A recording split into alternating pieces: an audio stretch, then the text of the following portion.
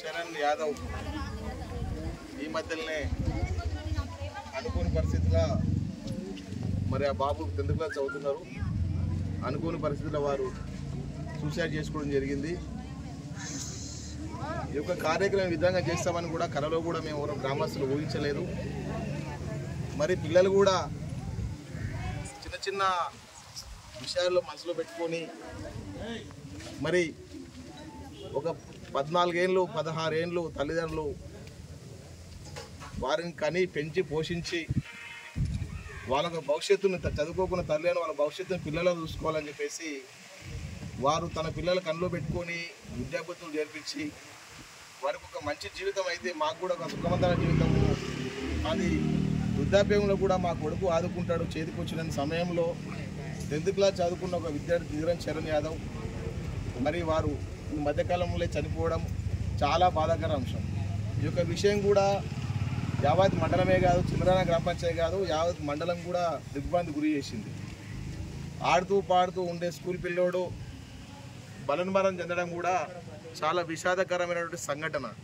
ఇలాంటి సంఘటనలు కూడా మళ్ళీ గ్రామంలో కూడా కానీ ఎక్కడ కూడా జరగకూడదని కూడా నేను మనస్ఫూర్తిగా కోరుతున్నాను.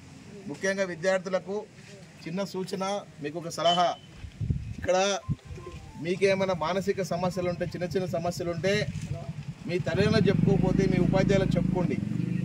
ఎందుకంటే మీ తల్లిదండ్రులతో ఉండేది కేవలం రాత్రి సాయంత్రం మాత్రమే ఉంటారు. ఇలా ఉదయం లేచి నుంచి ఇంటికి పోయేసరికి కూడా ఒక 9-10 గంటలు కూడా మీ యొక్క ఉపాధ్యాయులతోనే మీరు కాలం వెళ్ళవస్తారు. మీకు ఏమైనా సమస్య ఉన్నా మీ యొక్క ఉపాధ్యాయులకు చెప్పండి.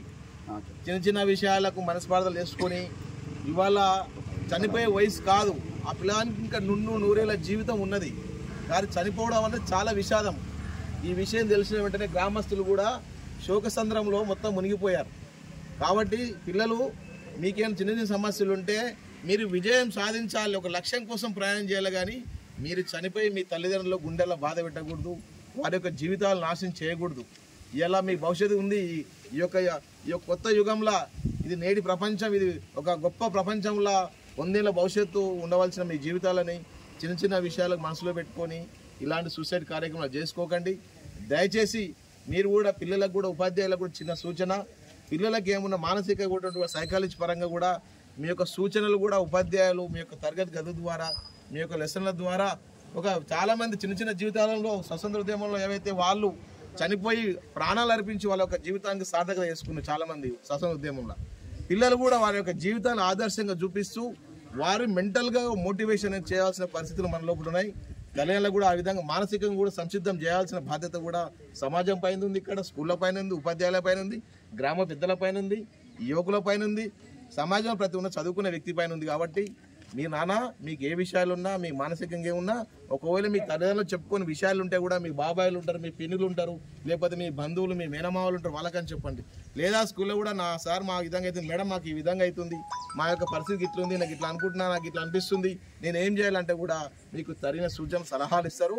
మీ యొక్క నిండు జీవితానికి ఇక పాఠశాలలు ఉపాధ్యాయులు మీ తల్లిదండ్రులు మీ జీవితం కోసమే వారి యొక్క జీవితాన్ని పన్నంగా పెట్టి ఒక్కొక్క కష్టం చేసుకుంటూ కూలి పోయి 4 పోయి ఒక్కొక్కరు ఫ్యాక్టరీలో పనిచేసి రోజు 100 రూపాయలు 200-300 రూపాయలు కూలి చేసుకొని మీ జీవితాలను కూడా అర్పిస్తున్నారు వాళ్ళు మీకు. ఎందుకంటే మీ భవిష్యత్తు కోసం వారి జీవితం అర్పిస్తున్న తల్లిదండ్రులు మీకోసం. మీరు చనిపోయే ముందు ఏమైనా ఆలోచన చేసే ముందు ఒక్కసారిగా మీ అమ్మనాన్న గుర్తు చేసుకోండి, మీ పెరిగిన వాతావరణం గుర్తు చేసుకోండి, మీ యొక్క బంధువులను గుర్తు చేసుకోండి, మీ యొక్క కలిసి ఉన్నట్టు మీ క్లాస్మేట్లను గుర్తు చేసుకోండి.